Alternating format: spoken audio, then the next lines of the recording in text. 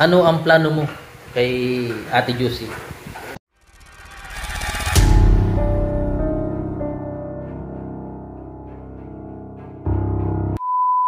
Maganda morning po mga kalingap. Ayan, punta po tayo ngayon kay Ate Josie at syempre kay Tata. Ayan, magkita po kami ni Tata at ito pong si Kalam. Ay, Kalam po yung ano nito, si Kalam. sa Kalam car ay magsi-service po kay La Tata at susunduin na siguro po si Ate Josie. Kaya malaman po natin mamaya po ano po yung magiging kaganapan. Tara, let's go!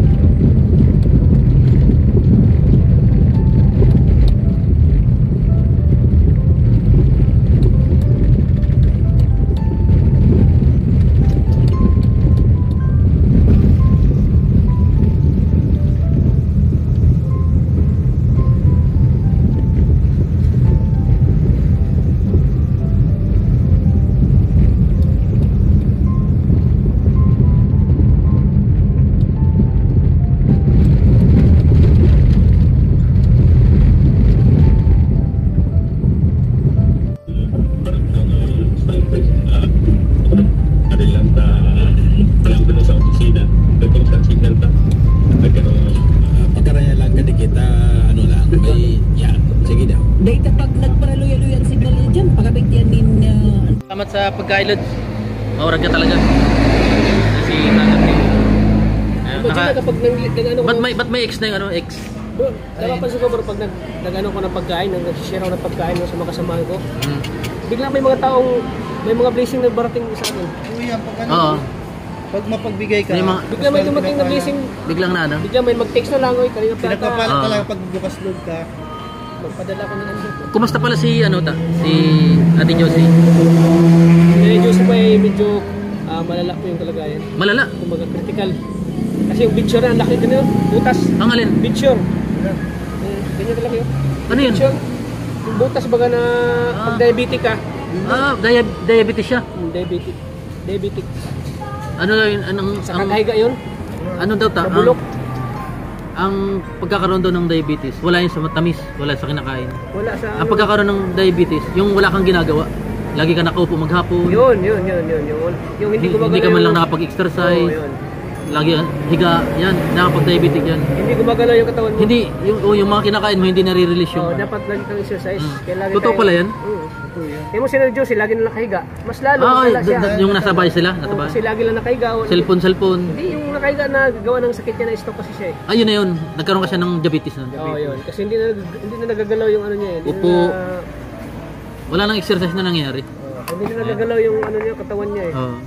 Bilib ako sa'yo dahil hindi mo pinabayaan si Ate Josie. Oo. Paano mo nalaman na nasa hospital pala si Ate Josie? Hindi, sinugod din namin siya. Galing doon sa... Galing doon sa ano? Diet? Oo. Anong sinakyan niyo? Ambulansya? Ha? Ambulansya? Oo, nagrenta po ko ng ambulansya, 5,000. Ay, kala ko libre yan, ambulansya. Hindi, may sira kasi yung ano, ambulansya doon sa barangay. Private yung kinuha mong ambulansya? Hindi. Ano, yung van. Van na? Van. Naku. Bilib ako ta. Kaya mo tayo ta. Yan po si Tata. Maurag ka talaga ta. Doon kita eh. Kaya po kain. Salamat ta. Salamat sa pagkain. Ewan kalingap, andito kami ngayon sa Bula. Bula, Sorsogon. Bula, Sorsogon. Di ba matag Bula? Sama si 4-5.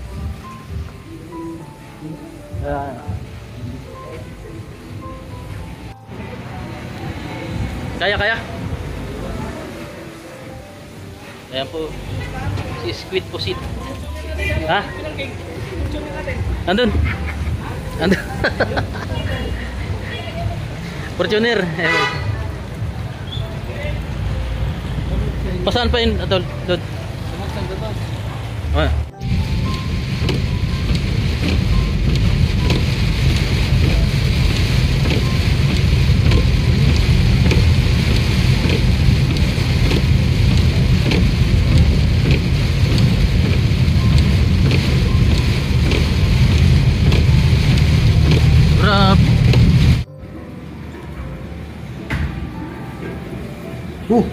Diyan ka natulog, hoy. Gising. Ah, Diyan ka natulog. palagay ba ng restroom? Ah, restroom pala to. Oo, restroom. Dito ka pala napamahinga. Oo, kanina pa ako dito. Ha? Papahinga. Pambira yan. Restroom, ano yan? Inodoro yan. Ay. Oh, CR yan. Doon ka sa bahay mo mamahinga. Oo, papahinga na ako. Kalingap, karating lang namin galing sa pag-scout. Ano ta? Kumusta ta? Pagod? Oy, shout out. Pagod pero di susuko. Di susuko. Laban lagi sa buhay. Ayan, Ang mga nata. pangarap ay matutupad.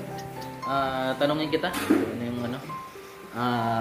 Siyempre, may mga viewers, may mga supporters, sponsor. Pwede magtanong kung ano yung...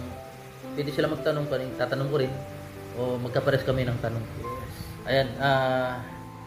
Ano ang plano mo kay Ate Juicy? Plano ko ni Juicy hanggat kaya pa natin. So, hindi tayo susuko.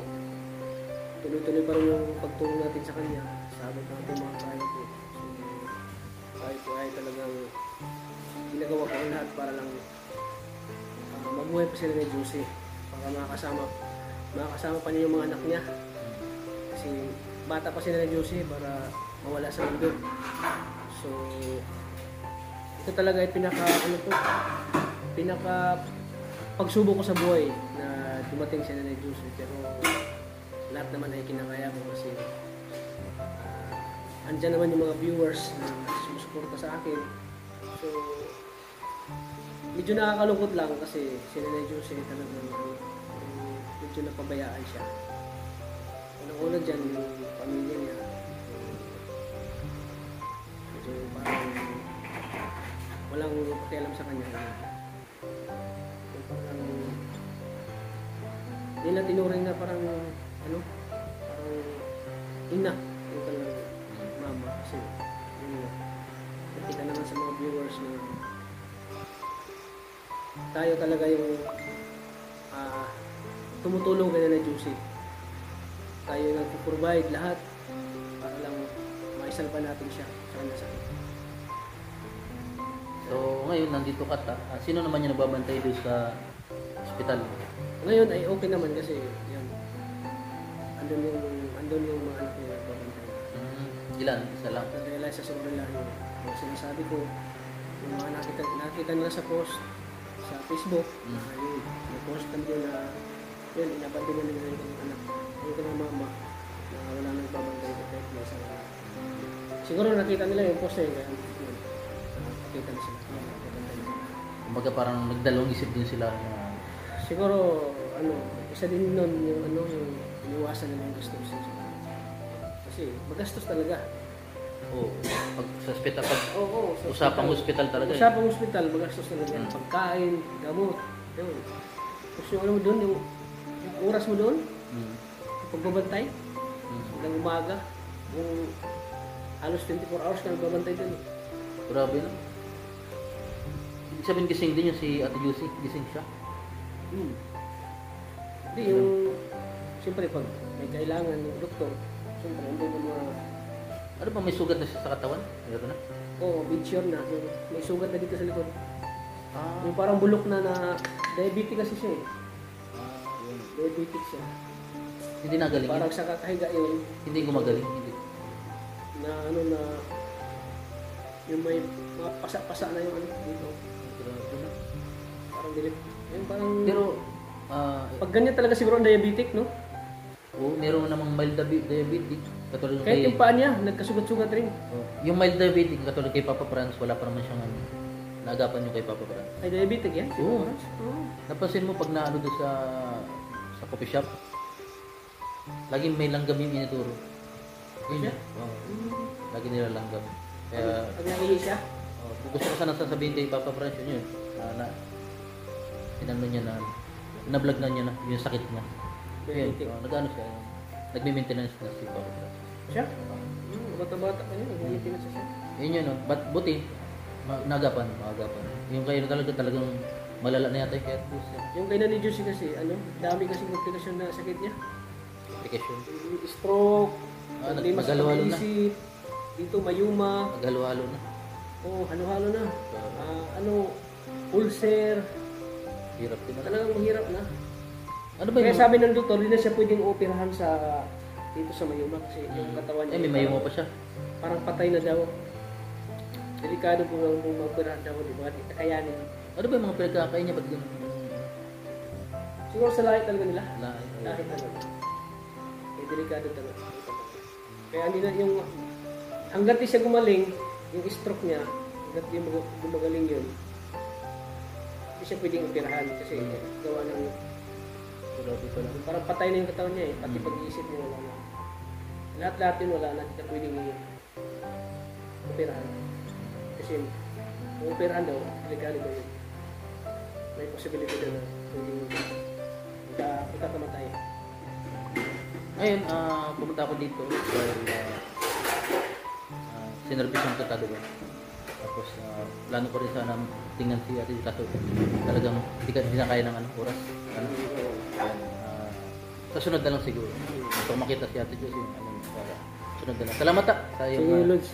lupit pa talaga ta. Salamat din at ikaw yung naging service natin sa pag-mission. Malaking tulong din na masarap pala sa pagramdam yung hindi ka naulanan pag nag-mission. Bakit lagi kayo na naulanan? Naulanan, Lods. Kung nag-motor kami, Kahit may kaputi, talagang hirap kahit din. may kaputi, hirap Hirap talaga. Pero maganda naman doon kahit sira yung pinto mo. Okay lang. Pero okay lang Pero okay na ba? Hindi na Maganda, maganda. ang importante, safe at maganda yung takbo naman. Sira na yung pinto. Oo. Kaya sira yung pinto. Pero hindi na natulog. Ano? Hindi na. Sabi ko, ina-realize ko talaga na Pero okay naman yung takbo, maganda yung takbo. Pero Malakas aircon. Hindi naman pinto ay yung tinitignan yung pero makina. na-realize ko talaga, Lods, na ano, yung maganda talaga pag may sasakyan kasi Oo, umaraw, uminit mo na umaraw, Saka maganda kung yung umulan, Impression ng pwede nang hindi ka na babasa. Di Kaya ba? malaking tulong, Lods. Tsaka pwede ka matulog doon. Maurag ka talaga. Kaya yung sabi ko Kaya, baga, kaya malaking tulong talaga na, ano, may sakyan. Salamat din sa doon sa gulong. Labis talagang nakarating tayo ng malayo. Pero kung yung gulong na yun, hindi na kaya yun. Pinagta ko sa'yo. na-realize ko naman, Lods, talaga na kailangan mo din ng gulong. Kaya bilang kaibigan o kasamaan sa KBS, siyempre, Salamat. sila naman din ang magtutulungan ko dito tayo lang, diba? Tumutulong at tayo sa ibang tao, sa kaibigan pa kayo natin, Oo nga. sa mga kasamahan natin, di ba? Oo.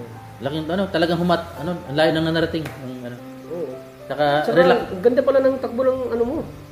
Tahimik pa ang makina. Tahimik pa, okay pa, Lods. Kahit Manila pa Kahit tayo. Manila abot ka yan. yun. Gusto mo, Manila tayo. Oo, mali tayo. Pwede man. Kalampitos. Ano, Manila tayo, Lods? Pwede. Kaya kalampitos. Oo. Basta ano lang. Ikaw nang balas. Oo. Oo. Load tayo na ano, showtime ulit. Oyo, pag may showtime. Tayo naman tatlo. Kundi isama natin si Arjun. Sergio, no, Sergio. Para may ano tayo, may Doon tayo na shoot tayo mo din. load tayo na showtime. Sige. Planuhin natin yan. Para. Siguro kung magaling na rin si Mama. Kasi si Mama talagang ano rin. Kailangan ko lagi yung buhat-buhatin din yun dahil... At saka ano, Lods, pagdating ko dun sa inyo, mablog yun. Oo. Ano rin tayo dun. Kasi si Kalinga para pupunta rin doon. Kailang tulong na rin eh. Basta ano lang. Saka gusto ko rin makabisita sa inyo doon kasi first time ko makabisita nung nag-ribbon cutting ka sa bahay mo. Yung... Hindi pa tayo masyadong magkaibigan Doon nun. sa kay tabing dagat yun Hindi pa tayo masyadong magkakilala nun. Kasama mo sila Dr. Lab nun. Ha? Dr. Lab. Oo. Sila Bobby. Bobby. Talagang bay talaga ng kuwebal, dinayo tayo dun. Bilib ako sa'yo noon, Lods, kasi nakapagbabahay ka. Yung pintura yung yellow green. Yung mulay, kalampitos. Sumayaw pa nga ako doon eh. Ha? Sumayaw pa kami doon. Baka ni Sarap. Ay, nakapunta ka na dati ng Pinamba? Oo. Ang subscriber niya sa 2,000 pa nun. 2,000 pa lang. 2,000 pa lang subscribers nun eh. Isipin mo, 2,000 pa lang. Oo, dala. Pati si Starap. Ikaw nung 200 ka na, di ba? 100,000. Ayo, 150. Oo, 150. Video pa yan pa nun si, Tata. Payat pa ako nun. Ayan pa. Ota, maraming salamat at Sige, Lods. sa pound luck. Ano lang. At tuloy lang. Pwede yung Tuloy lang sa Lods, huwag kang panghinaan ng loob. Ganyan talaga, sinusubok lang. Kung ano yung nasimulan. Kung ano yung nasimulan, Lods, ipagpatuloy mo, Lods, kasi Bata pa lang ako, pinapanood na kita eh. Paano? Kailangan Ay, siya pama- ba? kalingap. Wala pala akong channel, pinapanood ko na si Kalampitos. Ayan. Hindi, dati nahingi mo bagang advice sa akin kung paano Idol kita eh. lumago yung views nun. Sabi ko sa'yo nun. Papunta ka nun, nagbabasket. Sabi ko sa'yo nun, sa idol ka niya. Idol ko si Kalampitos. Mabasketball ka nung kila Rab, yung may half court pa baga doon sa coffee shop. Siyempre yung mga vlog mo nun, recommendable ni YouTube eh. Oo, yung Nakakita ko Kalampitos. nahiling agad ano. Salamat ta. Ayan. Alam mo Lods, magaling ka mag-vlog Lods. Ha? Magaling ka pa nga sa akin mag-vlog eh.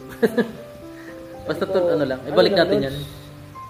Tuloy-tuloy lang. Huwag ka lang maginaan ng loob na pag ano man.